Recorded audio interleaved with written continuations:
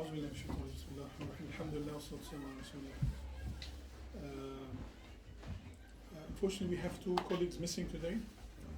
One is off and one is not feeling well. Zuhair, make the after inshallah.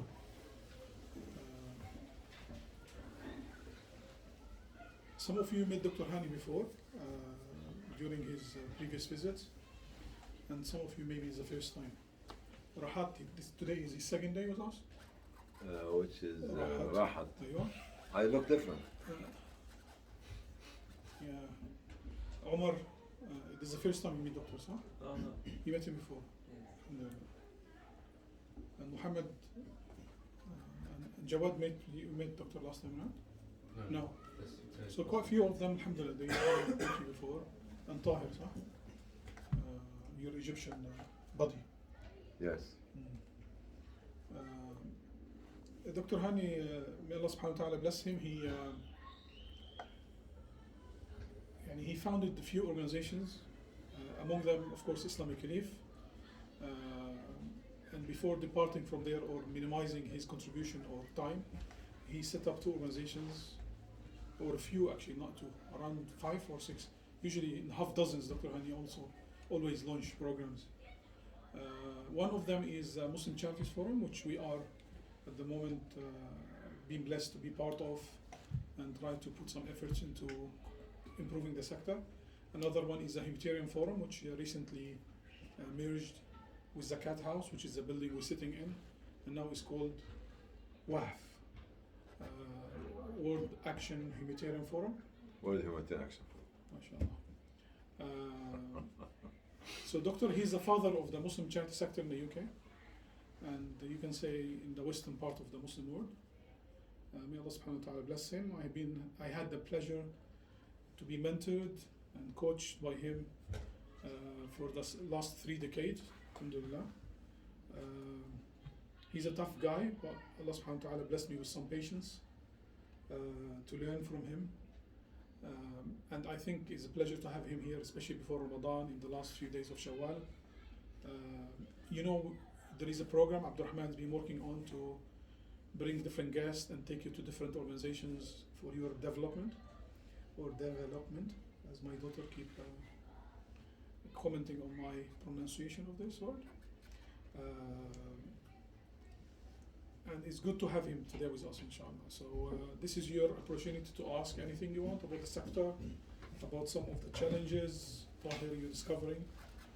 We can go offline if you want in some places, if you want to ask some issues. But over to you, Dr. Hany. Alhamdulillah, sallallahu alaihi wasallam. First of all, I'm very happy to see you. To see you, very happy.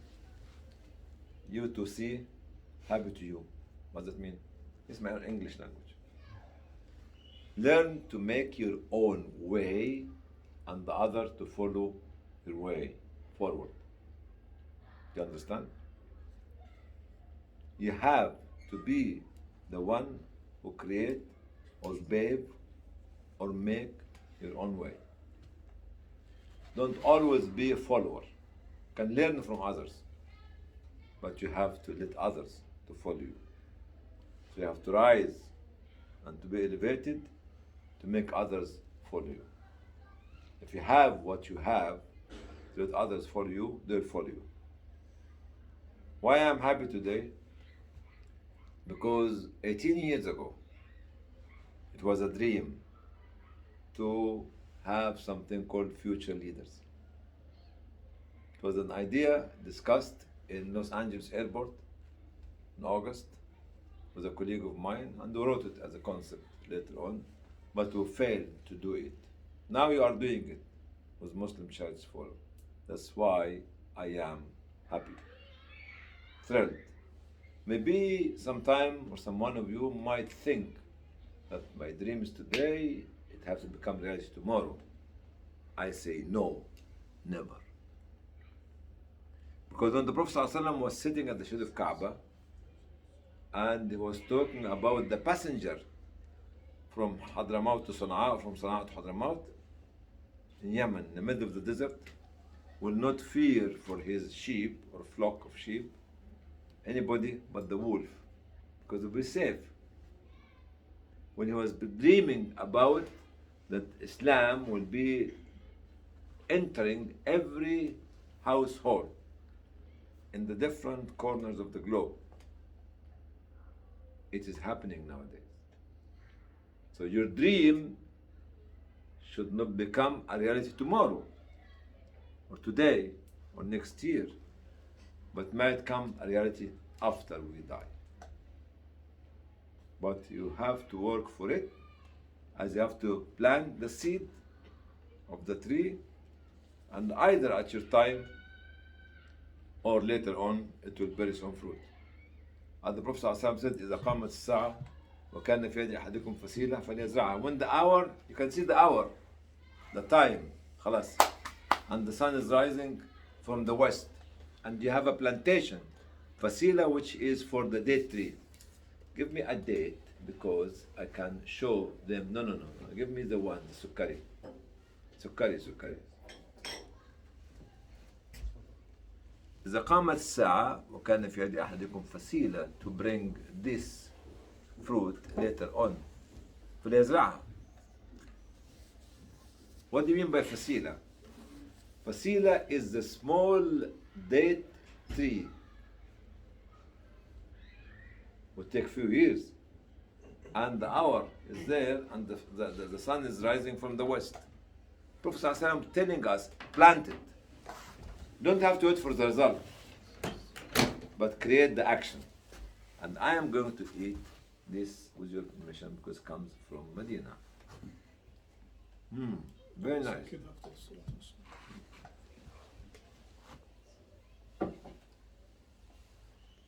You have the right to laugh on me. Loudly, if you want. Why I'm happy today? Two things. And I'll keep the floor open for you, but be careful. When I open the floor, don't fall down. What a silly joke. Sister Yusra. No, Salma. The people who made difference to Islamic belief, which Faj was talking about, in the 90s, 1992, 1993, were 5 people at your age in the mid-20s. It was a one-man show organization. Then we managed to get 5 people. One of them is Fadi, who was, when did you join? 89, 3-4 years before that. The second 4 came in 1903. Nasser, Saleh is the CEO of DEC now. Mustafa Osman, and Harun Atalla. Harun Atalla is the director of one of the big organizations of finance and regulation in Italy. Okay? Those 5 people were in the mid of the 20s of their age. I'm 17 now, Sister Salma. Salma Salama, رحنا وجينا بالسلامة. رحنا وجينا. You are Rahat and I am Ga'at. Because his name is Rahat and my name is Ga'at. Welcome back. You gone and they will come back. This is the first. So the change makers at that time were the 5 young people. Remember this. The second point is today, 29th of March. You know what this date means for me? Which I was discussing it with Arafat on the way from Birmingham here. It was the actual date of registering Islamic belief at United Nations in the economic consultative status. It was a journey that we took, 3 of us. Saleh Saeed, who is the CEO of DEC now. Khalid Roy was the head of program of Islamic belief, and myself. And first visit to New York. Like we have something, Arab movie called Saidi in the American University, or Southern in the American University. And we were there like the 3 Saidi in New York for the first time. And it was the last few days of Ramadan. And we were fasting while we were traveling. Who's the Ramadan program? You? Who's organizing the Ramadan program? The three of us were fasting. 8 hours flight from London to JFK, John Kennedy Airport. And we broke the fast when we landed. Then we fasted the second day. Because it was 29th, the second day, which is a Monday, Tuesday. And I have been interviewed. And I was tortured in the interview because of my beard, not like this one, was the name of the organization, by a lot of ambassadors. All their questions were about money laundering, about extremism, about radicalism in 1993. 1993. Fake reporting, because we are Muslims. We have to be fake, we have to be extremist, we have to be radical, and all this nice, beautiful ornament that people can decorate themselves with. And to be very honest, the night before the interview, it was myself, Saleh and Khalid trying to plan for the interview.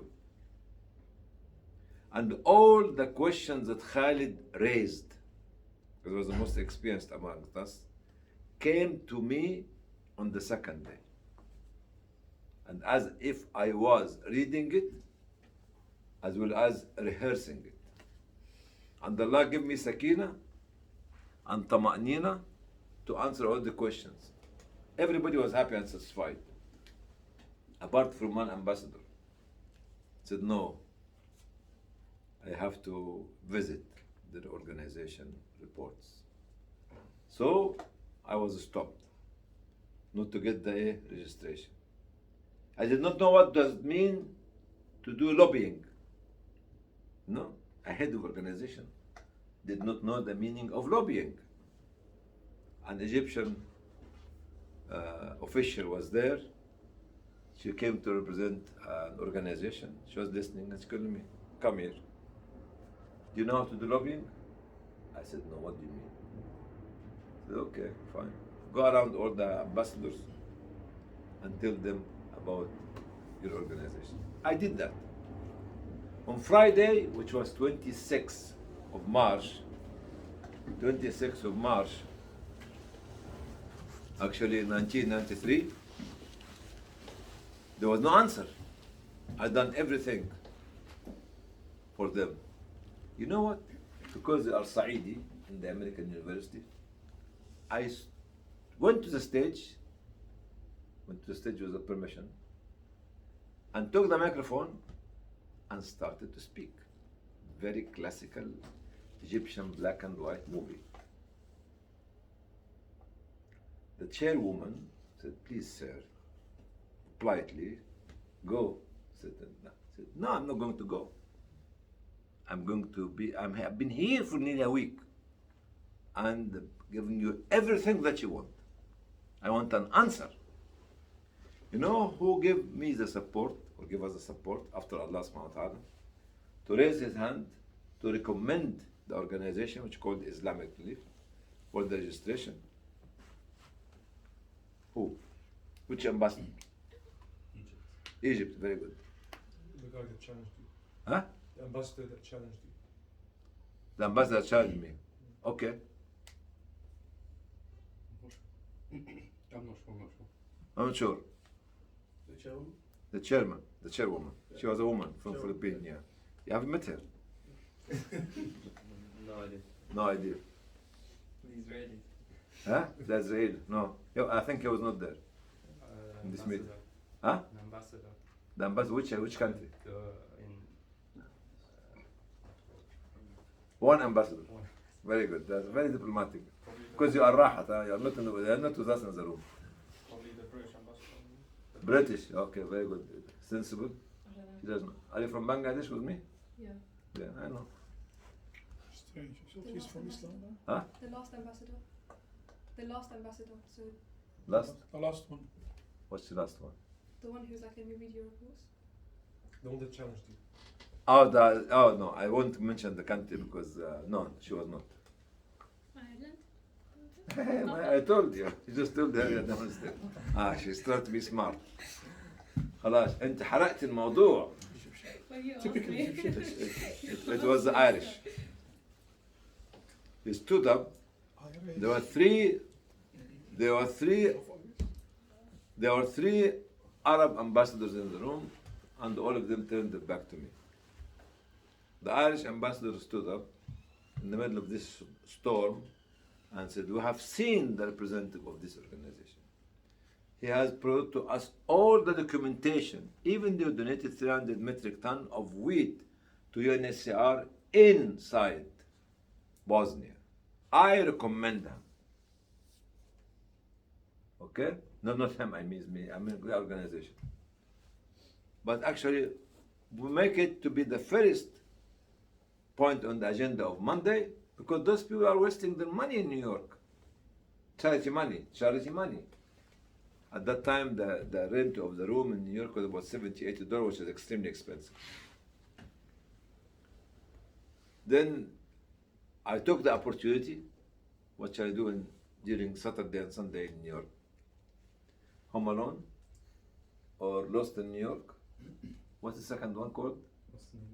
Lost in New York? I said, no. This was before Lost in New York. It was not there, 1993. Lost in Cairo. I called one of my friends in Canada just to go and have a visit. So I jumped on a plane, went to Canada to discover what needed to be done in Canada later on for the organization. Then on Monday, 29th, alhamdulillah, nobody make objection. And at the time, the Sudanese ambassador came, and I told them, if you don't support us, I will ask President Hosni Mubarak, late Hosni Mubarak, to stop the Nile flowing to Sudan. Because then I'll go down. You got it?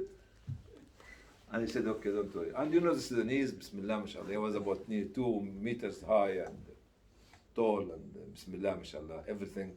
And they gave khutbah asma, yani, very, very classical Arabic khutbah in the support of Islamic youth. So we're just, that's why I'm putting this story on top, because to celebrate the 29th anniversary of registering Islamic Leaf in the United Nations ECOSOC. Then I went to Los Angeles to meet somebody to register Islamic Leaf. So within 1 week, it was New York, Toronto, and Los Angeles. Vision followed by action. That's why if Fadi today is bringing you here, it actually makes me very happy and above the moon, because we have many moons. 1 or 2? We have 11, 12 here. No, they're not moons, they're super moons. Super stars. So my confidence in you, what you are doing, because this was a dream about 20 years ago. Because to be very honest, when we're recruiting people to come to work for us, they have no values. They have no culture. Just pick up any so-called professional which could be shining but doesn't have a substance in himself or herself. And the substance will be given to you either by your family, at home, your mother and father, your community, or your leadership. And if we want to create this kind of young leaders, we have to give them this kind of chance to grow up with this value of having the morality that we need to implant inside the organization, and they become like seeds. Whenever they go to any organization, they keep planting their trees to become forest or jungles. I'm very happy to be with 9 of you or 10 of you today. 2, 4, 6, 8, 10. Bismillah, mashallah. Bismillah, mashallah. 5 و5 عين الحسود فيها عود. يلا غني لهم يا. In Arabic, it makes sense. In English, I don't know what عين الحسود فيها عود. Envy. the MVIs. Regarding the MVIs, there was family in the Arab world in the good old days. Whenever they look at somebody, a disaster will happen to him or her. So whenever they don't want to affect anyone, they turn their back to the passengers. They don't look at them. Because once they look at them, the eye brings the hasad to them. I'm not going to talk too much because it's time for you is to ask any question. Call it strange question, call it difficult question, call it stupid question. For me, it is a question. Has to be answered. Call it intelligent question, intellectual question, theological question. You have to answer it. You know why? Because you are a street worker. The street worker is the one who meets with every component of the society, whether it's an animal, or a bird, or any kind of human being that he will meet, or any other creation, tree, stone, whatever it is, and have to address that need. I'm waiting for your first question to break the ice. We're going to break the ice. Can you re-explain the street worker concept? A street worker, somebody working in the street. Somebody exposing himself or herself to all the difficulties that they are meeting. Are you a street worker? I am a street worker, trying to be a street worker. I don't claim that I'm a street worker, but I'm trying to rise to the level of the street workers.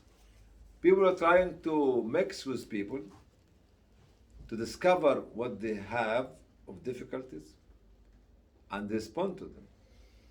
People have to look at where the gaps are and to fill it, not with a nice speech, but with a product.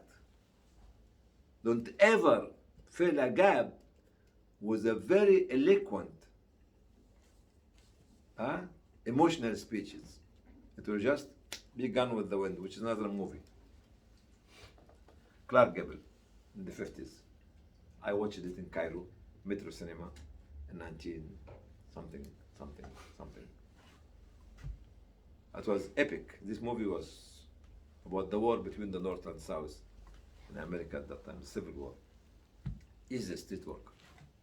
Somebody who would like to offer a service with no knowledge. Somebody has a heart, and the heart takes him to the street and to respond to the needs for the mind. Sometimes the mind can lead, sometimes the heart can lead. But the street worker will be led by the heart. Because he is in the middle of the storm, in the middle of the problems, he has to be reacting to the needs of people. If you keep thinking, you will do nothing. That's the street worker. Yes, sir. What was your name? Omar. Omar. Yes. Very good. My name is Omar. Oh, full name? Omar Al-Qalbain. Abu what? Qalbain. 2 hearts? Yes. The only individual who will allow to have 2 hearts is the woman. ما جعل الله لرجل من قلبين في جوف واحد. Allah. في جوف. Yeah, في جوف. I translate in English. Allah will not give a person 2 hearts inside, which basically To a man. Only a woman, when she became pregnant, or becomes pregnant, she will have the heart of the baby and her heart. Or if she has twins, 2 hearts, triplet, 3 hearts, 1, quadruplets, 5 hearts. So it goes from 1 heart if she is a single woman to 6 or 7 heart if she has got 5 or 6 babies in her womb. So you can't call yourself Abu Qalbain That's right. unless you are you got big heart.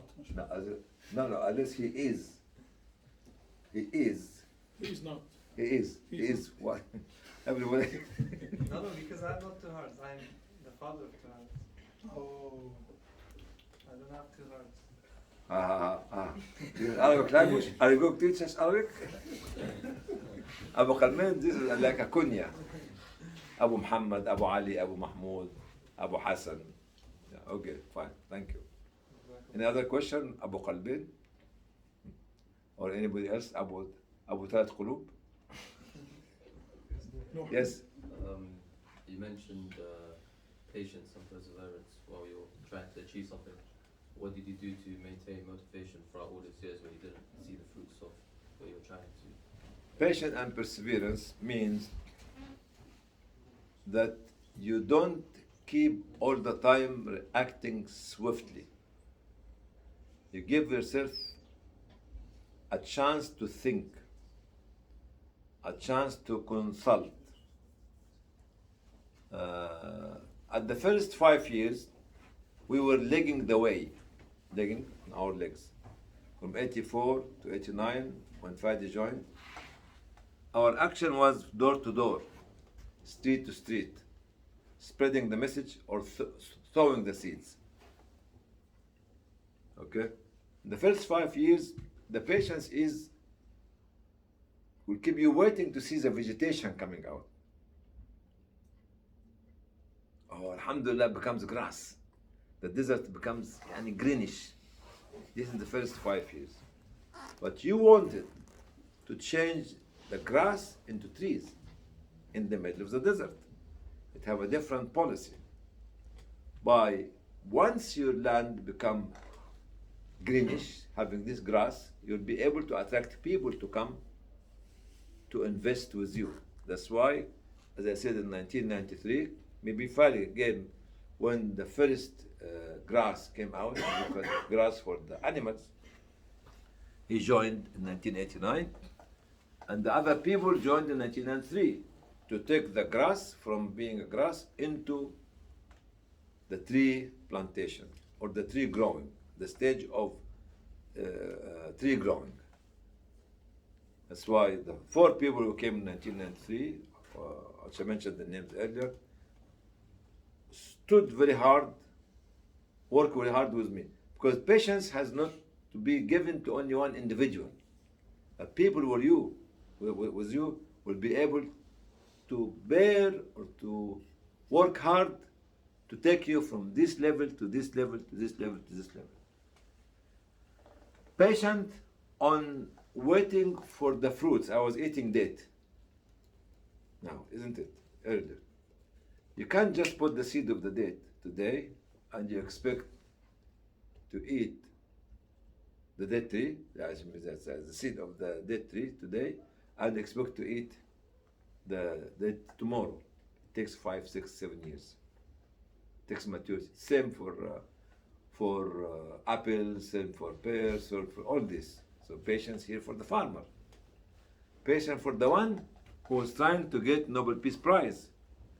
He has to experiment in the office or in the laboratory maybe 100 times or 1,000 times or thousands of times to get it, because he's changing things to benefit the whole humanity. If your objective is to help the whole of humanity, your patience can go for years. If your objective is to help your father, your mother, yourself, your children, it might be weeks or months or a year or 2. But depends on your dream. But the more you become patient, the more you'll be able to change this vegetation into forest and jungle. And we did not only, what I can say, 1984 was a turning point in the history of Europe and the West, even in the East, for the Muslim charitable sector. Because what I can say to you now, brothers and sisters, you started a humanitarian movement at that time. Well, there's no Muslim charity, humanitarian charity in UK. But when it came as Islamic Relief 84, as Muslim Aid 85, actually, these 2 organizations managed to create this movement. Now, if you can tell me, from your experience and knowledge, how many Muslim charitable organizations working nationally and internationally in UK? Do you have the number? Who is the one who's doing the research? You don't have to give the exact number, maybe 300, 400, 1,000, 2,000. The local ones and the international ones. Talk about the international ones to be easier. 100 international. 100 international, is it 100 or more or less? 150.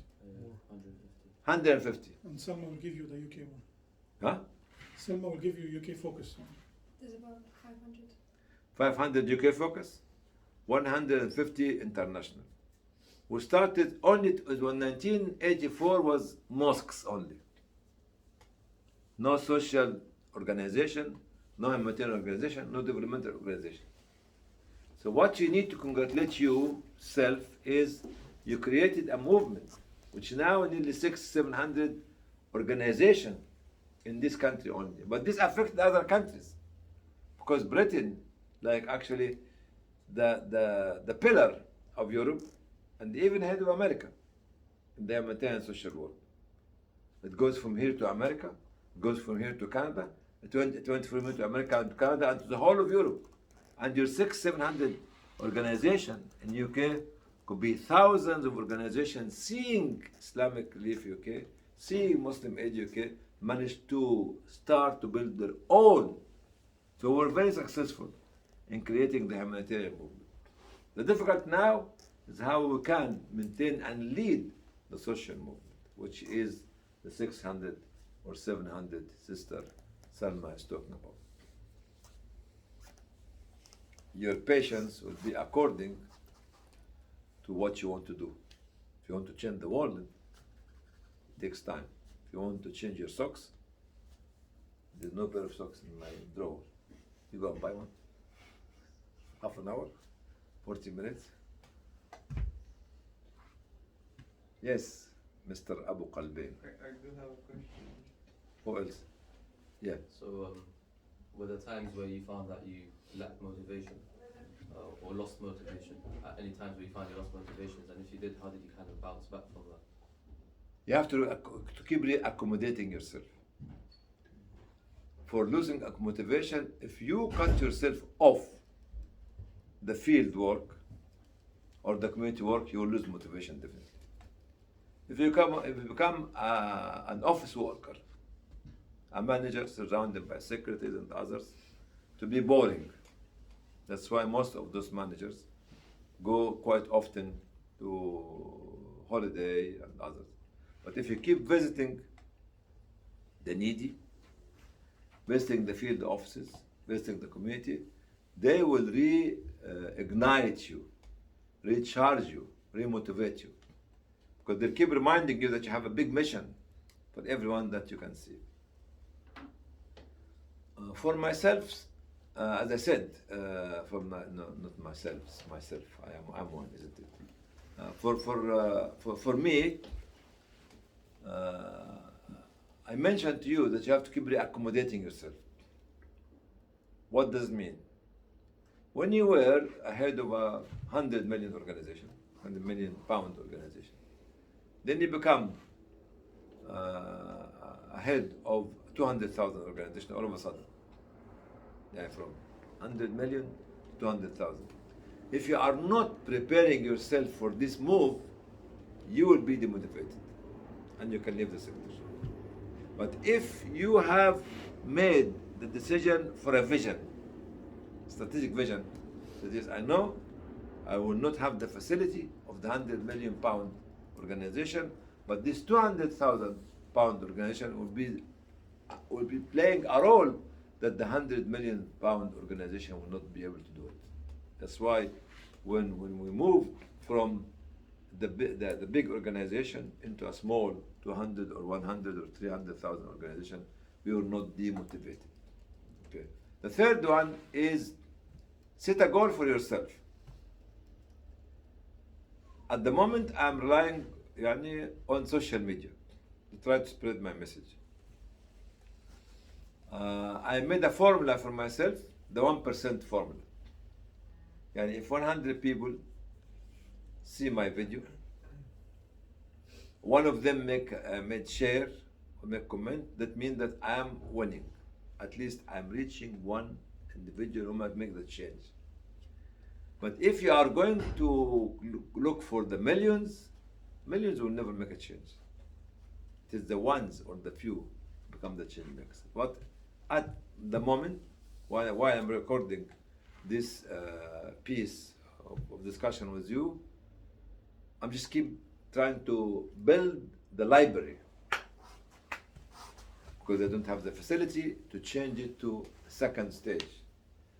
Most important in any successful story is the information, the data. Unfortunately, all our data are given for free to other organizations to manage it, to classify it, to archive it, to redevelop it, and sell it for us. All our product from the countries that we came from are sold as raw material to countries, other countries that actually can manufacture it. They buy it with X, and when they manufacture it and send it back to you, your own material, with maybe 100X. So keep focusing on an objective which keep you motivated and don't put a high ceiling for the objective if you don't have the resources. Or even if you have the resources. Try to go slowly, growing. Because nothing is created overnight. Even Allah subhanahu wa ta'ala said, He created the universe in millions of years, isn't it? But actually it mentions the Quran in days. Okay? And I marry my wife today, my son or daughter will be born maybe in a year time, or at least 9 months.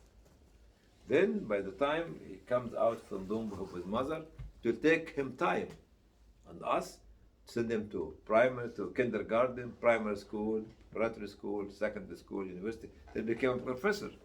Time is a very important factor here as well. Okay? Any other question, sister? She's looking anxiously to say something, to do something. Who, Sharman? Sister? Mm. Yeah. What advice would you give to someone who wants to start their own organization? Know what you want to do. Because creating organization now becomes a fashion. Like even this 150 organization could be more, because some of them could be registered with different names. Could be double. The number could be double. Actually, you have to know what you want to do. When we started 38 years ago, we have one slogan: help the refugees in Africa. After the big famine in Eritrea and Tigray in 1983. Help the refugees, just nothing, help. The word help. Help is a very big word to say, talk about it, but very, very focused. Help by advocacy, help by raise fund. You know, during our time, when you used to go to a mosque and raise 100, 200 pounds, we were so happy. Extremely happy. Now you people sitting on your computer, your lab, or your just giving, or just zakat, or whatever you call it, and within a day or two, you get 10,000, 20,000, 100,000. It was not for us. That's why when you used to go to America during the 90s, 94, 95, 96, during Ramadan, it was actually 2 or 3 teams. I am leading one team, maybe Simi Yaqub can be with another one team, and just compete. By the end of the month, after traveling for 28 days or 27 days, how much you raised? I raised $20,000. I said, wow! He raised $30,000 because he is speaking Urdu and what they call it, English. I speak Arabic and English, but his Urdu is more powerful than my Arabic, and he was more handsome than myself and younger than me. So people give. So after a month, but month A, touring 25, 26, 27 states, because you used to have this Delta pass, which you buy it from the Delta travel, and you can travel with the pass for 30 days to any place in America. at that time. That's why our Ramadan was not home sweet home, was not home alone home, but was lost in New York or Saidi in الجامعة الأمريكية. Saidi in American University. Okay, so really, this is something to bring you back, because I was a medical doctor, isn't it? I used to be. And we used to work, if we are on call, Friday, Saturday, Sunday, and go home Monday after 6 o'clock. Nowadays, you know, the chicken doctor, they work Saturday from 9 to 2 or 9 to 5. And this is weekend on call. Another doctor come from 6 o'clock, maybe till about 10 o'clock or 12 o'clock. But we used to take it Friday, Saturday, Sunday, and go home on Monday evening. It was not emergency. And my first salary was, you remember my first salary, Sister Salma? 300 pounds or 250. I was very happy. 250 pounds, wow! Big news, that's what 1978. The value of the 250 pounds, different. Even the community, even the British values, absolutely different to what we see nowadays. The family values, absolutely different. Absolutely different. So you need to go back and ask your father and mother to go back to the journey again and born you in 1970s or 60s or 50s to see what I have seen. Or go to become your uncle. So when did you arrive in the UK, doctor? November 77. But I started working in late of 78 because I failed 5 times. I told the people I'm a failure, isn't it, this morning? I failed 5 times my exam, and I only passed the last time because my money ran out. I said either I pass or I go home, and I passed. And you know what? I saw a dream on the day of the exam. I was in Glasgow, I think, or Edinburgh. In this dream that I was crossing a border of a country of conflict, going to another country, yani crawling, and the wires there, and behind me was a jeep car with 2 officers shooting at me. The officers became the examiners. And then crawling, till I crossed this wire wall, and I woke up, went to the examination board, and I passed it. When I was at the edge of the cliff, I passed it. Sometimes it happens, but don't leave it all the time to the edge of the cliff. Any other question? Yes, sir. You have traveled so much, Doctor, Yeah. and have convinced so many people to believe in your vision. In our vision. As a group, Islamic Relief. But all these people are from different cultures, and everyone has a different idea of how they could help you and what your work should be as an organization. How do you convince people like that and not let them influence you too much, but at the same time, as you said, because you're a street worker, you need to be flexible with the needs of the people, because you don't always understand the needs of the people. So you need to be flexible. At the same time, you have your vision, and there's all these people from Los Angeles to Malaysia to Russia that have a different idea of what help is and how to do it. Yeah, I think it's very honest. This question are very difficult to answer, but if you are focusing on your objective, if you believe in your objective or objectives, if people start to trust you because they can listen to you by their heart, not their ears, because you are speaking to them by your heart. If you have 2 hearts, as is your name, okay. If you speak from the heart That means that you believe in your mission, you believe in your message. Your words will go deeply into their hearts. If you are a very eloquent speaker, people will say, excellent. And when they believe, they forget what you said, because it went to their ears. They have to feel that you are honest. They have to feel that you are selfless. You don't have anything to do with it. They look at you and your appearances. If they found you are wearing this 6 or 7 at the moment, 6 or 7 or 10,000 pound watch and shoes of 200 or 300 pound, and come and talk about poverty, they will greet you nicely because they are polite, but they might have a different opinion on you. And this is a statement mentioned to me, to us, not me, by a farmer who used to be a part of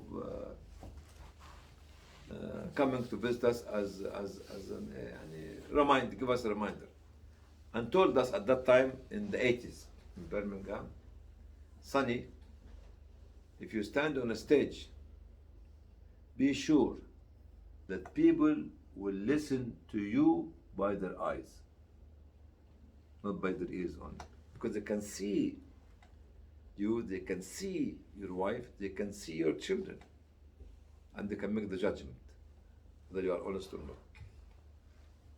All the countries you mentioned were the countries of need. Okay? People have to see that you have been in the countries of need. First, to take the risk for your life, for your family, before asking them for their wealth. Like I was talking to Arafat or to you this morning, the case of Chechnya, Second War, 1999,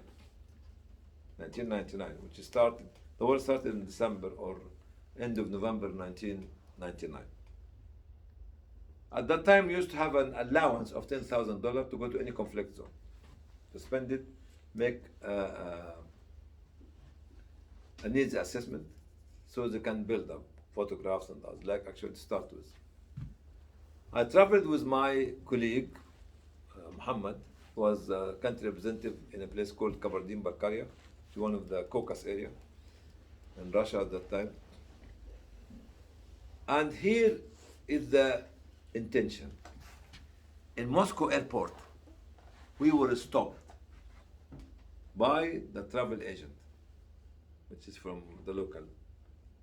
She did not want us to board the plane, and she asked the security, because my beard was big, Muhammad has a beard, and there was a conflict in Chechnya at that time.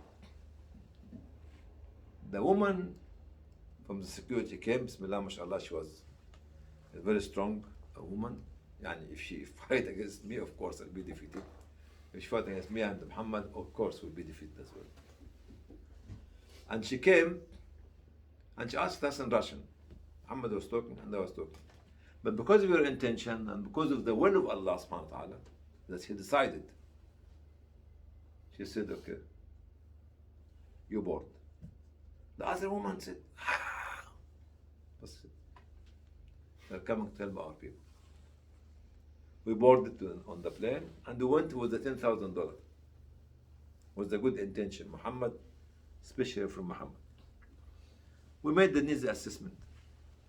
And even before finishing, we rang the office here in Birmingham, said, can we make another zero? 100,000. What?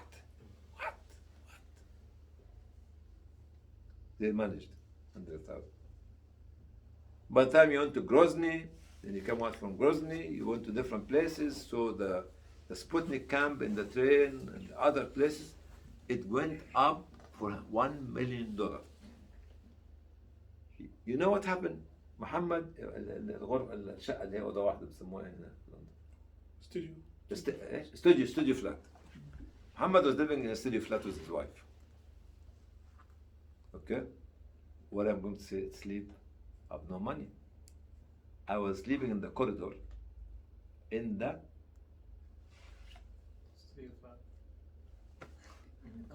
corridor. Yeah, of the studio flat.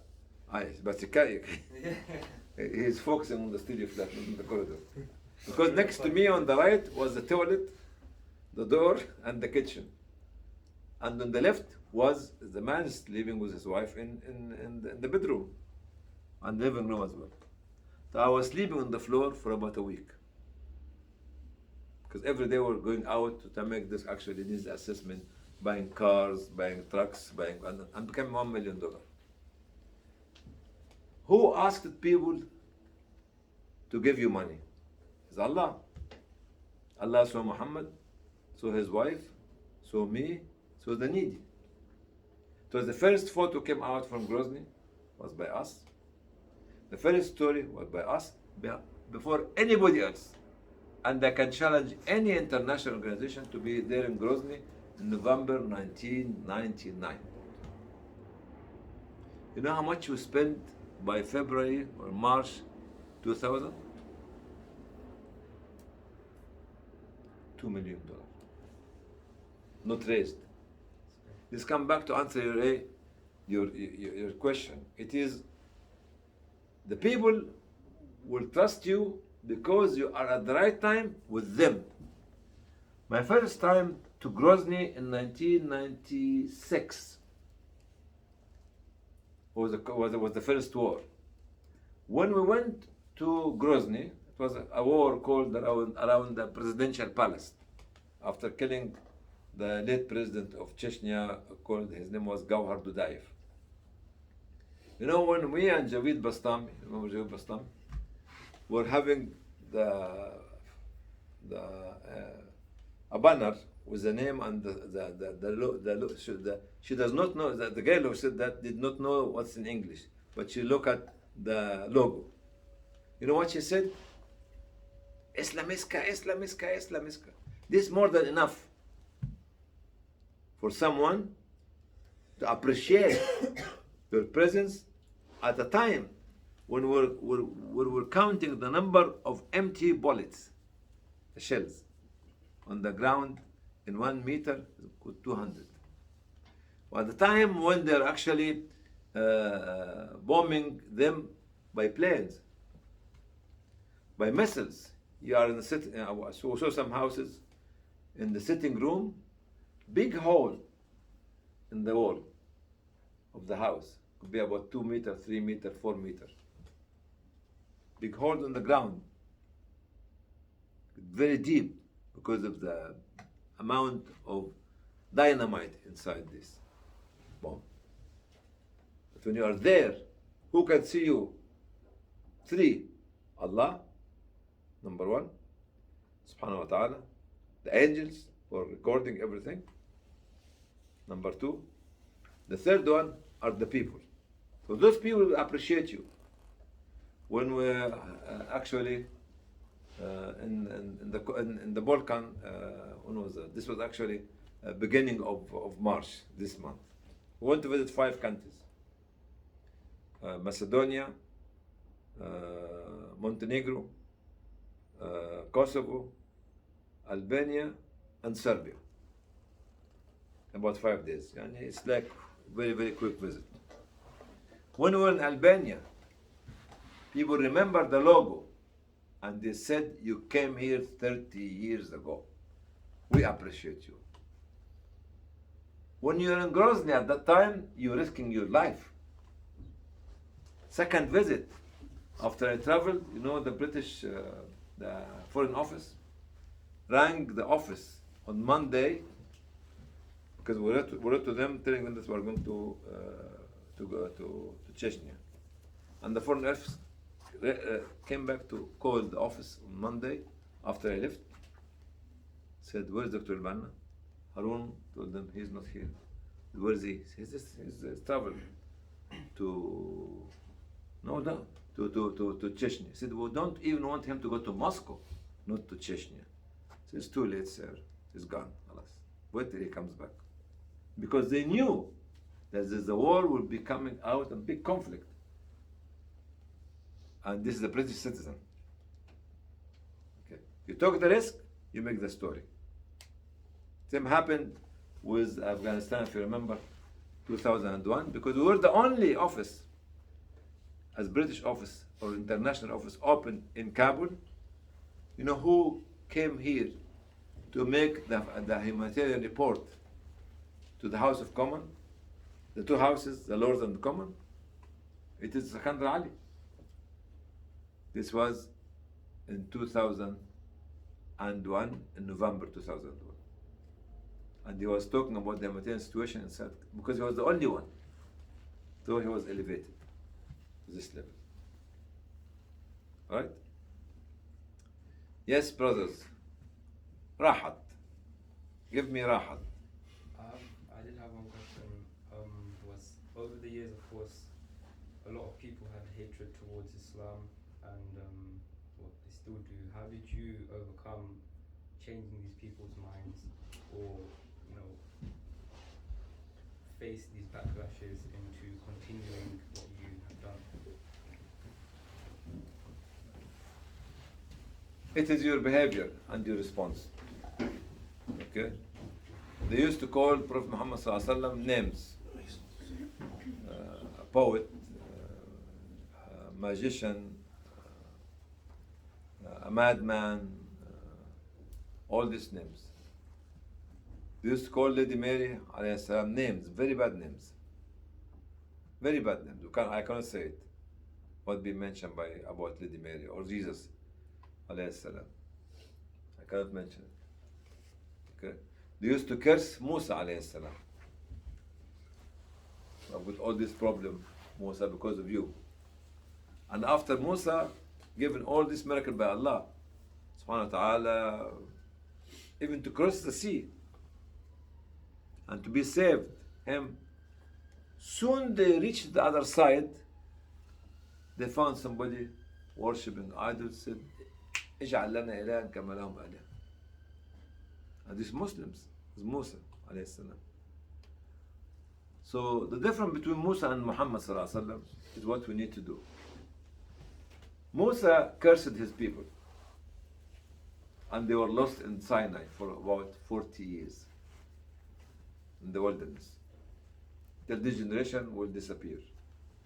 Muhammad sallallahu alaihi wasallam, because they made, what they have done to Musa alayhi salam is incredible. And soon they cross the sea, they start to ask him, let us see your God face to face, Musa. What is meant to do with those people? And Allah cursed them to die. Then Musa asked Allah subhanahu wa ta'ala, please give them life again. So they came back living again. Then he went to see Allah in Sinai. And you know what Allah told them? ما استعجلك يا موسى. انت جاي, why you are in a rush?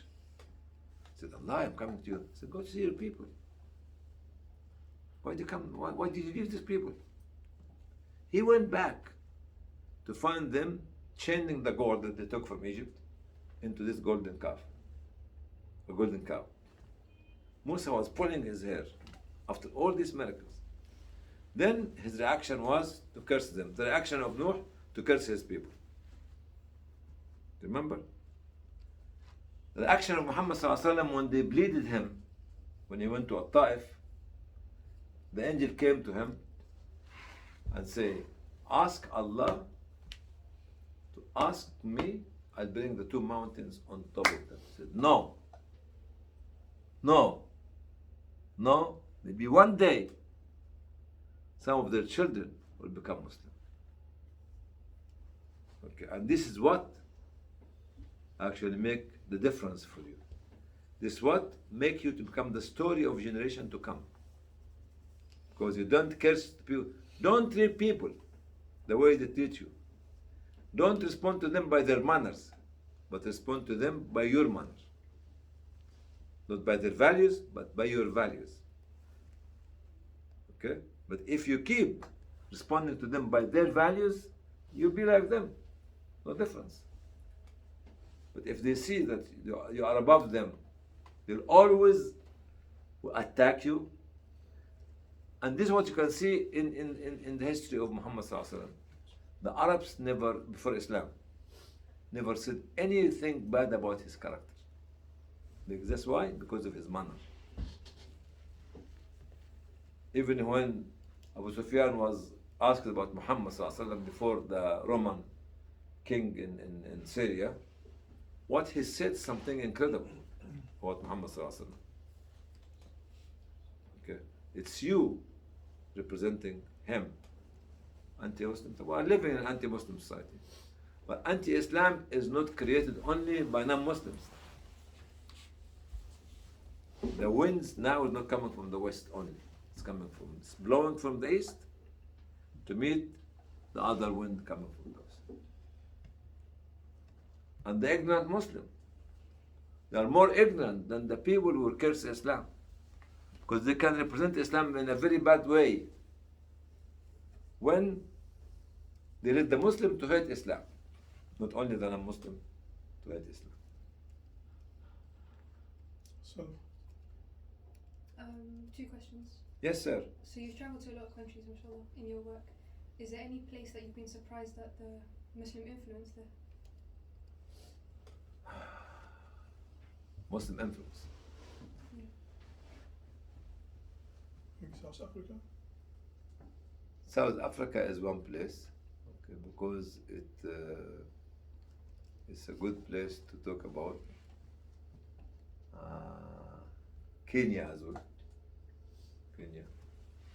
The Muslims in Kenya was 16 million out of 60 million, something like this.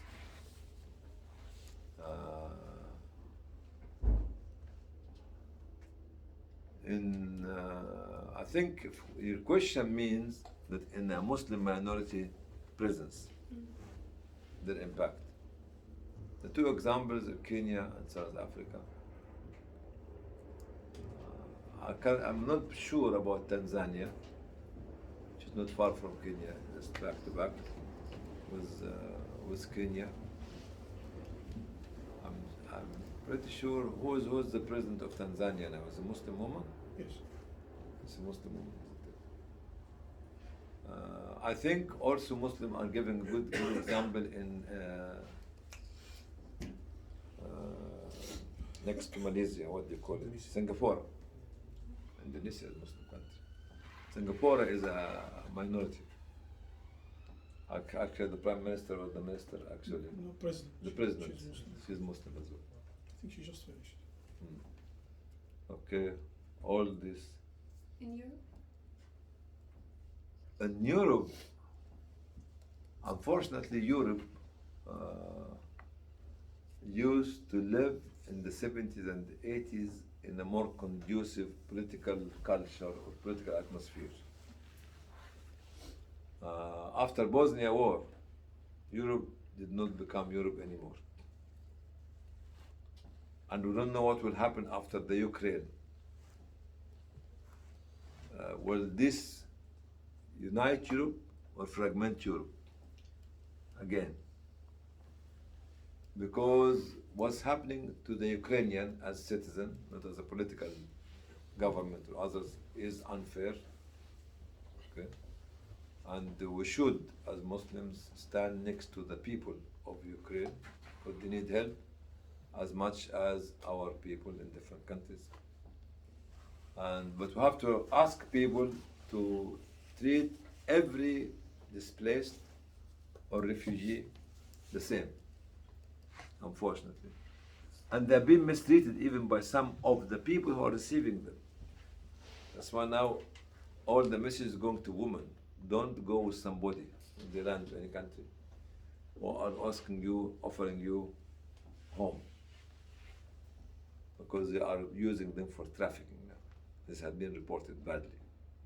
But because of the discriminatory side of it, they don't publicize it much. But if the people who are actually racial or discriminatory to the Ukrainian, I mean, different color, different belief, of course, it will be all over the place. But we don't know what. So if you go to these areas, you find the strong culture of Islam is there, but European Islam. The strong values is there. Very dedicated, committed people, more hardworking people than us here in UK, because they are living on this hot plate or burning plate war could be broken at any time in Bosnia because of Russia's support to Serbia.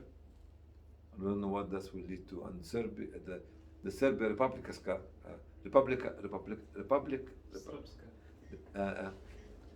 Srpska want to actually to join Serbia, not to be war. This might create another war, and this will be a very ugly war. This actually, you talk about the Balkan, especially Sarajevo. If you go to Sarajevo, if you go to Bosnia, it is a country of culture, country of history, country of values, which is old Yugoslavia. Okay. Second question. Do you have any goals that you're still working towards? That? Any goals you're still working towards? You are my goal. That's what I said at the very beginning of my dream. If I have the resources as an individual or as an organization, I will focus on the future generation. Number one. Number two, I'll focus on how to change the philosophy of the mindset of the thinkers who think for humanity. This is very important because what comes to you, Sister Salma and all of you, is the philosophy of thinking of others, the value of others, the culture of others, okay, and the dreams of others. You know what? You go, what's your name, brother? Jawad. Jawad, brother Horse. Very good. You go and buy a pair of trousers like this. See, cost you, this is a very cheap one, cost you 15-20 pounds. But you go to buy a trouser which have a cut on your knees, on your thighs, on your Bottom. cut, and you pay 50 or 60 or 70 pounds. The fashion came to you by individuals who wanted to change your philosophy of thinking. This happened, this trouser is for sisters, for women, and for girls. I don't want to see the legs of the woman. No, it's fashion. You know the belly button sisters used to wear the short t-shirt and the drop down trouser, and the backdrop trousers brothers. I call them backdrop trousers brothers. I don't want to see. Thank you. It's a fashion. It's a fashion. This was my dream. Second dream is you have now. Where's my stick? Somewhere. There's no need for violence. You have to start creating your own culture, philosophy of thinking, values, and send it to people to believe in it. That's why you have to invest in research, advocacy, building think tanks, okay, to advocate for your cause. This is the second dream. Fine. You mentioned that you traveled a lot during your career. So I'm just wondering, how did you balance between work and home life? Because I have someone at home who believes in what I'm doing. If you get married, don't marry her because she looks beautiful, dandy dudu, or you don't marry somebody because he's dandy dudu budu. Okay? Those dandy bandy, dudu budu are waste of time. Are you dandy? What's that? Yani, you marry the girl for four reasons: Also, at the same the time, beauty, the family, the wealth, and the deen. And Prophet ﷺ said, stick to the one with the deen. The girl should marry the one who has the deen and the social status as well. So this is what you need to look for. So my wife is actually the success story, or the pillar behind my success story. It's not me. And by the way, I have, Bismillah, mashallah, 5 children. Brought up in the West with 1 woman. No extended family here, like the Pakistani or some Arabs. Okay? Because I came as an individual, then my wife joined me in 1983, and that's it. It's her. So when you marry, ask me to introduce you to my wife, your auntie. And then in terms of like family, like mother and father, that type of family life as well, how do you maintain What do you mean mother and father?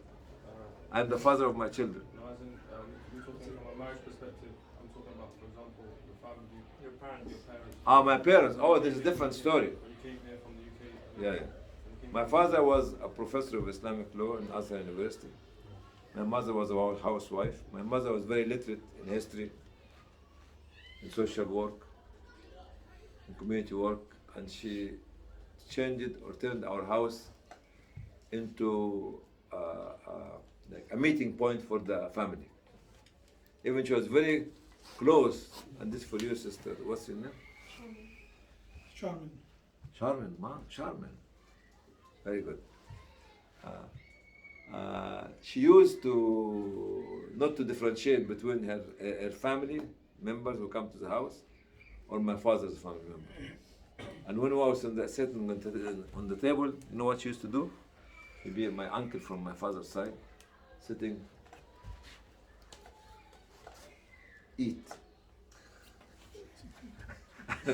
And if he wants to stand up and يعني خلاص finish, she said, Wallahi al-Azim, with the name of Allah, you have to sit down. And she would bring them down to the state, to the, what do you call it, on the, this is my uncle from my father. And one of my cousins from my father, he knew this system. He used to stand up before he become full. خلاص alhamdulillah. I said, no, wallahi, don't eat. Okay, Hajar. And they sat down because he's not finished yet. But he knew that if he finished and stood up, she will. And if my uncle come from another city, you have to stay here. You can't go and stay with your son. Stay with your brother. This is the mother who bring the family together. The family of her family, the member of her family, and the members of my father's family. Imagine somebody like my mother. Unfortunately, you can't meet her unless you go to see her. And she is, and she is inshallah in heaven. You know, when she was dying, we were a little bit scared because she had cancer, inoperable cancer. May Allah bless her soul. And she was in coma. And we brought her to the house because khalas, the doctor said she can't. And the one who was nursing her better than any British nurse was one of the daughters she was bringing up in the house. Wallahi, she was holding her like actually what I used to see in the hospital here, to clean her back, sides, and the wound because it was leaking from the wound. And in one day she was khalas, going to die. Alhamdulillah, when she was semi-comatose, or comatose, not semi-comatose, when she was in coma, she said one word which make us all of us happy. Because we said, please mother, make shahada, make shahada, make shahada, make shahada. Khalas. She, in her coma, said, لا خوف ولا فزع من لقاء الله. No fear. فزع, what's فزع mean? Shock from meeting Allah. Because she was communicating herself to a different world. And this is the mother that I want you to marry someone like her. Have you seen my mother? I'll send you a photograph. No, Facebook was last week. Is it? Yeah, he's playing games with Facebook. And Rahat will sort him out later. We have here, Doctor, some talented, very ambitious young people, and they have different dreams. Yes. This future leaders, I think we are blessed to have it, and they are blessed to be on it, and we are blessed to be together here. They have different, hopefully different paths they want to go. Some may be into the sector, some into law, some into medicine, like yourself. We have someone ambitious to become medical doctor like yourself. But hopefully practice, unlike you. So, I used to cut bodies. I used to practice on dead ones. Dead bodies, yeah. Thank you. Very nice. Oh, Bismillah, mashallah. You make a good case for me. so I think they're here with us. I mean, the whole life is short anyway, but they're here for a short term with us. Salma, she joined us on the previous program, which was the 3 months. And alhamdulillah, she proved herself and she was keen to stay in the sector. And now she's leading the mapping exercise, which we're doing on the UK focused charities. And the rest, they will be with us for Rahati join the old program. Hopefully, we'll be waiting for a new phase of the new program. But the rest, they actually 10 of them or 12, they are on the new program, which is basically a 9-month full time. I just hope for them that actually they don't look at it as just passing time, and this is because every day we have is a day we're responsible for. Yes. But for us, I remember that this you mentioned that dream of having this program was really nearly 20-something years old now, Yes. right? But what's your advice? And this is something practical that some they may go into the sector, some may go into something else. Yeah. Some they may be bored in whatever work they do, and this is where the motivation questions came from Malik. Some they worried about their families, which is a very difficult balancing act. And we hope, inshallah, if Abdurrahman, we can maybe after Ramadan we arrange to visit Dr. Hany at home to meet Auntie and then to see the very patient person behind the journey of Dr. Hany. May Allah bless her. I had the pleasure to meet her a couple of times and taste some of her beautiful Egyptian food. So what's your advice for them to succeed, irrespective of the sector they go into? Like 3 short advices. What do you?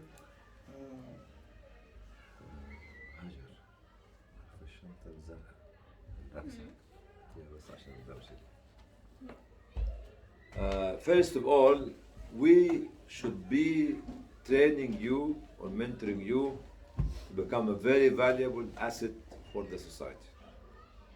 Whether you join the humanitarian or social aspect of society, which we are, or any others, you can become a very successful businessman or woman, very successful politician, very successful professor or theologian or whatever you call it. Okay? That's what we want you to be, the successful individual. Okay? This is one thing. But to become successful, it means that you have to be committed of how can you make yourself successful.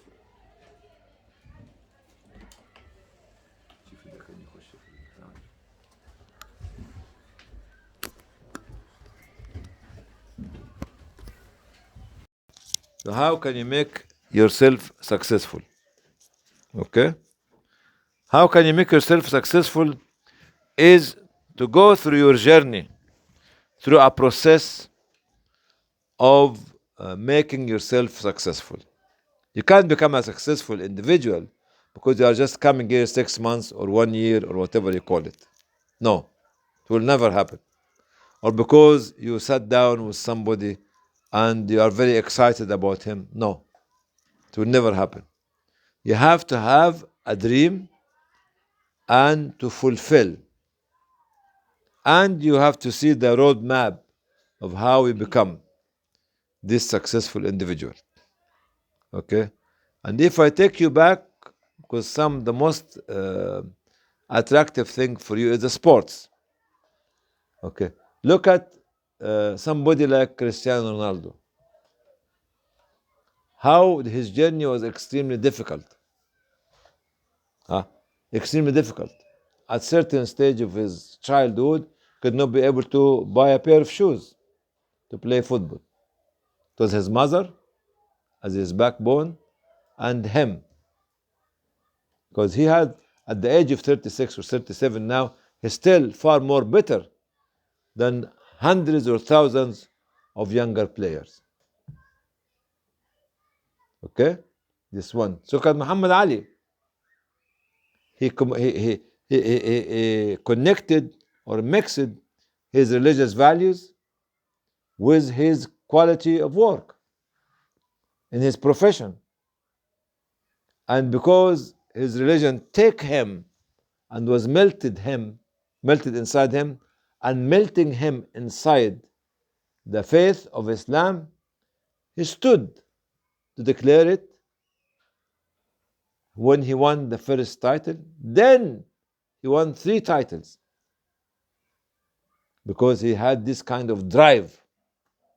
He was trained, he was running, he was because he took all the reasons, followed all the reasons of the process. Without following a process to make you successful, you will never become successful. Not because your father was a professor of medicine or a professor of Islamic Sharia or a professor of economy, you become successful businessman or scholar or. My father's dream was for me to go to Al-Azhar, to become a scholar like him, because I got his university degree in 1935. At the time you were there, was no? Yeah. You were somewhere. And his equivalent to PhD is 1937. And his dream was for me to become a sheikh, because my grandfather sent all his children to Al-Azhar. My father and another 2 uncles. The one who finished till the end was my father. The elder uncle managed to become a very good reader in Islam, but not qualified from Islam because he was doing business. So sometimes with those business people, they do not actually fit with the structured system inside. But he was a very good reader, and my father used to keep consulting him in Sharia point of view. So you cannot achieve it because you just come to you here. No. Here is a graduation place. Here could become a direction place for you. You go this direction, this direction, this direction. But be what you want to be. I became a doctor because this was the dream of my mother. She wanted me to become a doctor. I made her happy. Then I became a doctor. But fashil. Like any doctor. Doesn't make any difference, any sense. But when Allah sent me here, I have to honor the dream of my mother of having the other doctorate, which is the equivalent to PhD, which is called MD. And most of my family members were saying Hany El-Banna is fashil, is a failure, because it took me about 7 years to get my MD, because I was with Islamic Relief at that time. But at the end of the day, I passed it, alhamdulillah, and I gave her the certificate and the photograph of graduation photograph, and said, okay, now is the time to depart. I discovered myself in UK to become a humanitarian and social worker. Said, do whatever you want, khalas. Okay, this was 2 dreams. The dream of her, to become a doctor, and if you are Egyptian at that time, if you become a doctor, there are 5 عين. As a male, عيادة, عربية, عروسة, عزبة, عمارة. Explain in English, please. عيادة, clinic, عربية, والله, عروسة, عزبة, farm. Okay, and عمارة. This was our 5 عين, 5 dreams as medical doctors. All the medical doctors look at the 5, and they might be only to do one, which is the arusa. Because she could be the least expensive at that time, because you know my salary, how much was it, Brother Fadi? My salary when I was qualified, you know how much, Sister Selma? Sister Sharma? £17 a month. £17. Wow. And they used to give me allowance for clinic. If I don't have a clinic, they give me another £7. So when I want to marry someone, said his salary, my daughter, is £24. Oh, very Egyptian good. pound. Egyptian pound at that time was like English pound. And even the dollar was about 30 pence. Now the dollar is £17. Anyway, no politics. And so this actually, but you are here in a graduation process. And you have to find your way, and you have to utilize your time here as much as you can. You know, when I was talking to you this morning, you are the horse and I am what? Can't say anything. You can't say. Because I love donkey. You remember the story of the donkey in Spain? You were with me in this meeting? No, you were in the second group. When you are young, work as hard or as much as donkey. Work as much as donkey, and as hard as a donkey. Okay? To learn and to gain experience and to gain knowledge. Because you have the health, the strength, and the time.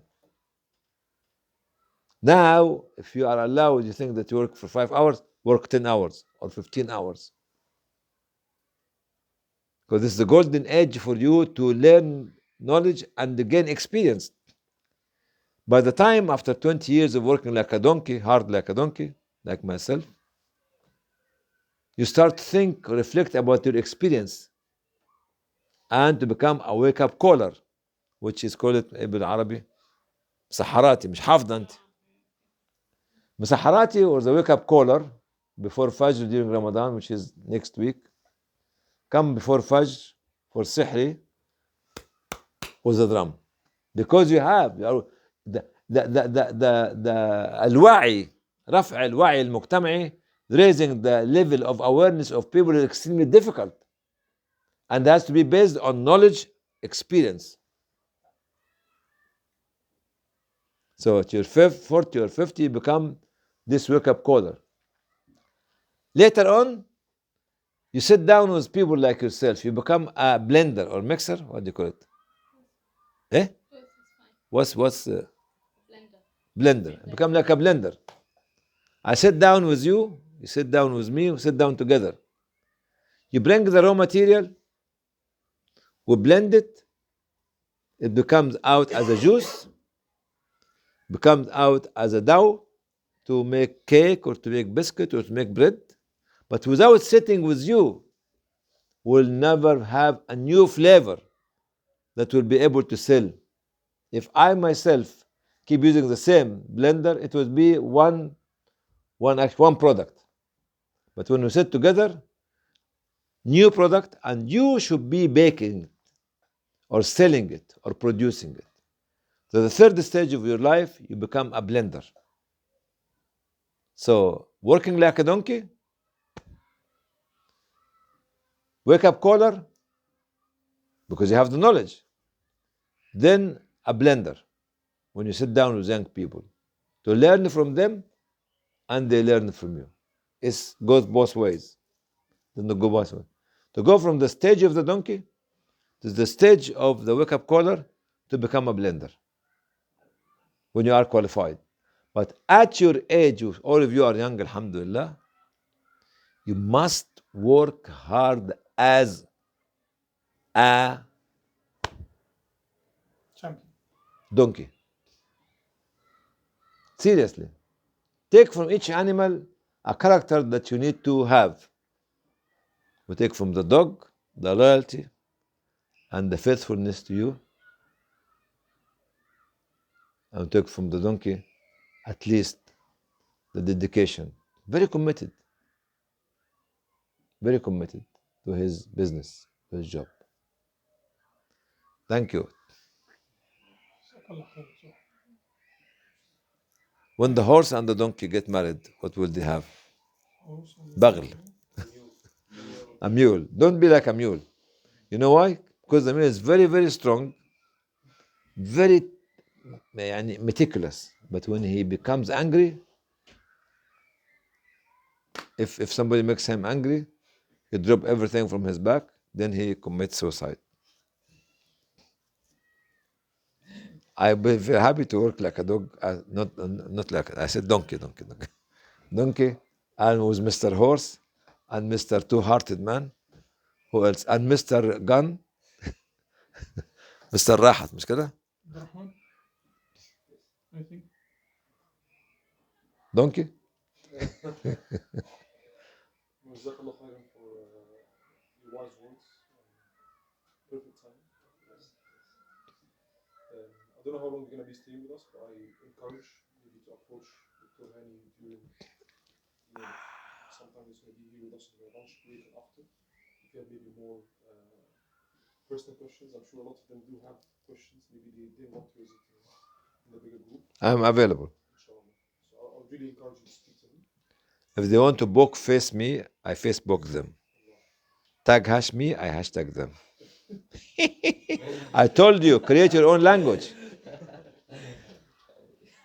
I will give you a word which I mentioned and invented. تفضل.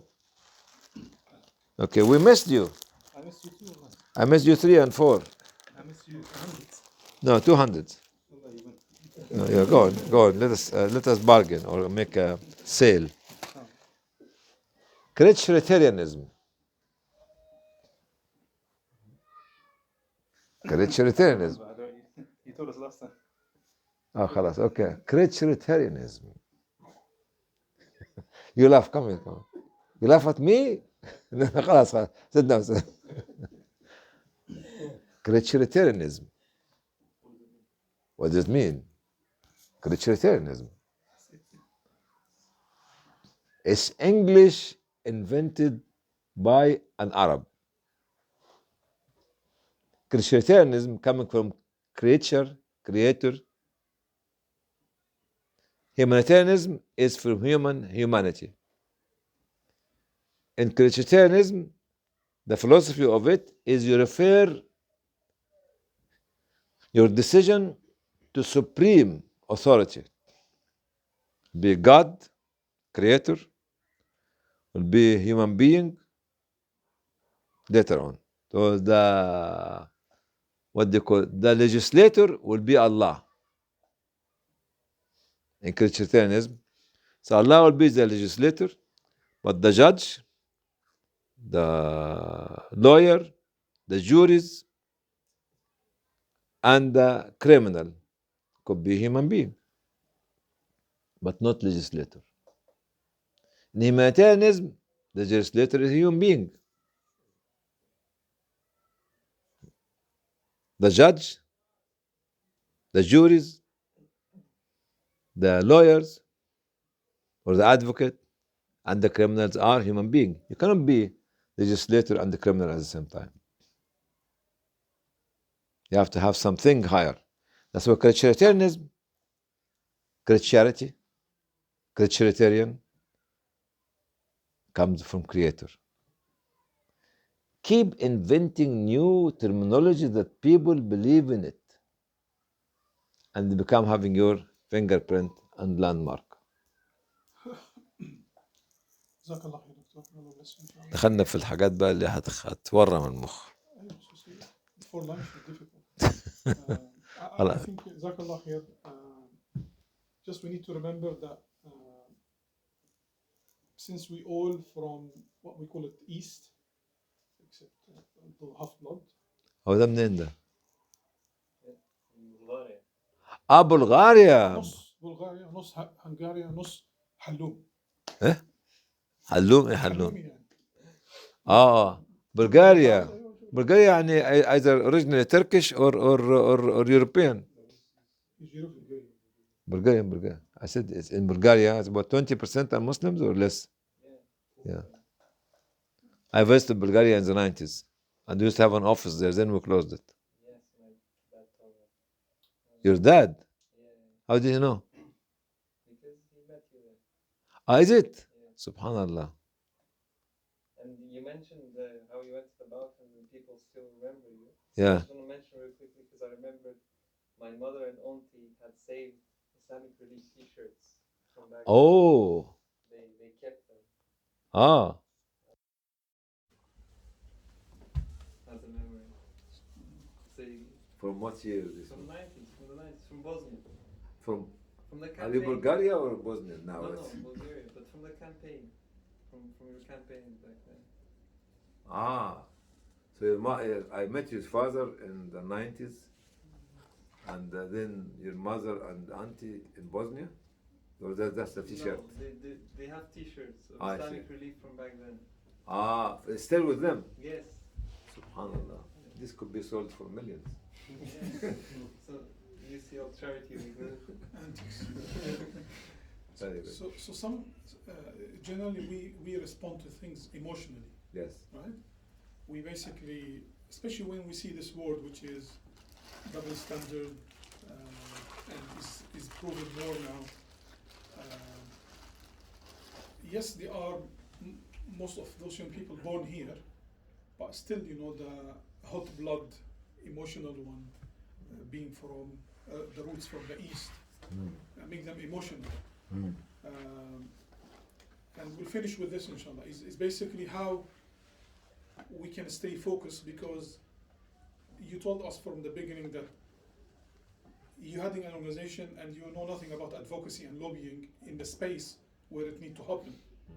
So i.e. we go back to, we need the data, we need the research, we need the techniques and the tactics basically, if we are to serve our causes properly. The shouting, the screaming, the emotional things may be good for a short while, but may not make a difference. That's right. And especially in a world that actually what you see is not really what you see. So a lot of decisions made are not in the conference you attend or the workshop you attend, and so on. They actually already been discussed, they already been prepared. That's right. Which means we actually need to be deeper, very patient, and very strategic in our approach.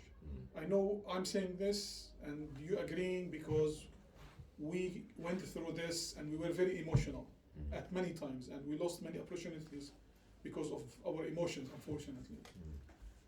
But here you have strong, hot, young people that they may follow the same thing, which we don't want them to repeat the same mistakes.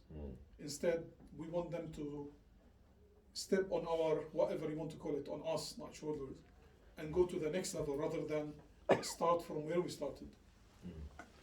I will give you an example from the history which all of you will know it. Happened, reality, in fact. And all done by young people at the battlefield of Uhud. They were very hot-headed, forced the Prophet ﷺ to get out to fight the people against his will. But because he was a tolerant and accommodating leader, ﷺ, he listened to them. Then they regretted it. But he told them, since he wore the dress of war, I cannot actually take it off as a prophet. He gave them advice. The advice, when you look at this mountain, never leave it. He put 50 men on the mountain. Never leave it, no matter what. No matter what. Young people on the mountain. Okay? There was another one behind the scene called Khalid ibn Walid. He was also a young man. He was observant, not emotional. And he has got maybe 50 or 100 knights with the horses, not involved in the fight. The first round of the battlefield was sweep victory for the Muslims. And the army of the non-Muslims were running away. The emotional brothers on the mountain said the war is over. Most of them. Let us go and get our booties. Is it booties? one or two or three of them actually said, no, Prophet ﷺ said, don't leave it. Don't become emotional. Don't come down. Don't. They didn't listen to him. The war's over. Alas, finished. The light-minded, visionary, thinker, who were logic in his action, that's why he was called the risen sword of Allah, later on he became a Muslim, said, cool down. The war is not over yet. For any hiccup in a war, there was actually rebounds. He went from around the mountain with his knights, and they made the Muslims to be like a sandwich between the runaway non-Muslims and the knights who came from the back. If you want to be Khalid ibn Walid, you don't become emotional. If you want to become emotional, you will not listen to the Prophet ﷺ told you don't move, even if they can. And nearly the Prophet was killed in this battlefield. Somebody of the kuffar dig a very big ditch hole on the ground, and he fall into it, and you know that his head, what do you call it, helmet, his helmet came, and they could not be able to take it out, and one of the Sahaba lost his teeth to try to break it and take it out from the cheek of the Prophet ﷺ. So this is the example in front of us, and all the time we don't relate it to what Fadi is talking about. Okay, you know when I become emotional? Sometimes I become emotional. I shout, isn't it? When I shout, I don't listen. I don't think logically. I don't see who's in front of me. And even I don't listen to what I am talking about. Look at yourself physically. Go and record yourself. Actually, at home. And see, have you heard your message when you are shouting? Definitely not. Have you realized what you said when you were shouting? Definitely not. Have you heard other people who are talking to you at that time? Definitely not, because you are shouting. They might be giving you the answer, but you are not listening to them. This is emotion. And sometimes you have a blurring vision because of the high level of the adrenaline. So you know, have started or made a policy at that time. Don't make any mistake, any simple, stupid mistake in these areas with the conflict, even if it is justifiable. Never, because a mistake could be deadly. People who goes to Syria or to Yemen and start making something, talking emotionally or cross the, you know that I've been invited many times up to today to go to Syria, into the liberated area, they call it, or whatever you call it. I said no. I said, why? You have been to more difficult areas in Afghanistan, in Bosnia, in South Sudan, all war zones. I said, at that time, nobody knew me. I was not a figure, a known figure. Now, somebody can, and there was no social media at that time. Now they can, what do you call it? What do you call it when you fix the Photoshop. Because they can Photoshop me. They can Photoshop me on a tank, or with a missile, or whatever you call it. And by the time we discovered this was fake, I'm finished. From 2012 up till today, I said, if it's not an official visit, I'm not going to go. Many organizations. So emotion can win you a demonstration, but demonstration has to lead to a change. And even with a demonstration, the demonstration is a sign of protest, but not the change. Well, but not the thing which makes the change. It's a part. We have gone out for demonstration. So what? What after? What after demonstration? You have to have a demonstration as one the step inside a process of change making. A demonstration is emotion.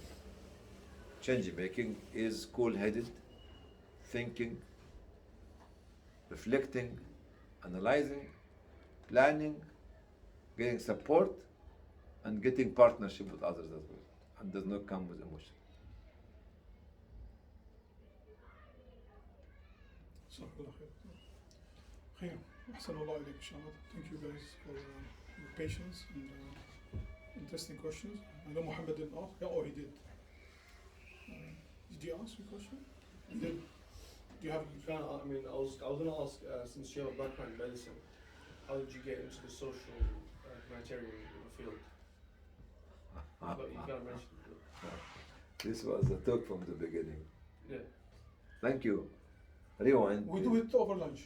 Rewind. You know, in the good old days, we used to have a recorder. You know the recorder? He's still tired, Mohammed. Just came back from Umrah. Was it? And his time zone is a bit different. No, I think, to be very honest, I just to honor him, because to honor myself by responding to you, is I have no planning for it. If you ask me, how did you plan to start? I said, I don't have any plan. But Allah put me through 2-3 things happened to me in 1982. One of them is Sabra Shtila massacre in Lebanon. It was a wake-up call. Second was a massacre happened in Hama in Syria, conflict. Same year. Third one, I visited. Is your mother from Bosnia or who? No, no one is from None of them. Okay, fine. Okay, I visited Yugoslavia to discover there's Muslims there in Europe, and the torture of the Muslims in Yugoslavia at that time. This was like a start moving me to a different direction. In '83, it was the famine in Africa. So these 4 incidents melted or changed my way of thinking. My last one is my visit to Sudan in December '83 to come back with an idea and the photographs of let us do something. So 2 years, Allah was preparing me to make this change, because the change is not just something like changing your socks. It's a change of career and life. So 1982, 3 wake-up calls, and 1983 is the famine in Africa and the visit to Sudan. And from there, the shift started to come very, very positive and effective. Thank you, Brother Muhammad, for honoring me for your question. Your question was like an icing on the cake, not icing, like cherry on the cake. Because they done the cake, they baked the cake, and they put the icings, and they came with the cherry, on the strawberry, or what else? Raspberry, blueberry, Ali berry, Muhammad berry, dateberry, juiceberry. جزاك الله خير دكتور. Inshallah we'll have lunch with Doctor together. And I think Nuh managed to bring the ark full of supply. What up? Nuh and the ark, yeah, Doctor. Oh, no, I know. How is your son? Very good. What is his name? What is his name? His son خلاص يعني. Ham. He draws Sam the- Ham. All the same. But you Doesn't matter what his name is going to Yeah. the مصيبة. راح في داهية زي المصري. His son راح في داهية. I don't know few. Oh, sorry. One of them. But he has somebody else. Yeah, of course. And his wife as well. 2 wives. Wife of Noah and wife of Lut. May Allah give us a good, happy ending, inshallah. Accept our work and our efforts and guide us to do well, inshallah, and do good. And give us the strength to serve our community, our ummah, and our world. And as you can see, the challenges are getting more and more sophisticated, which require us to be more smarter, more patient, and more deeper in the way we tackle issues and things. And look beyond the picture. Don't just look at the picture itself. جزاكم الله خير.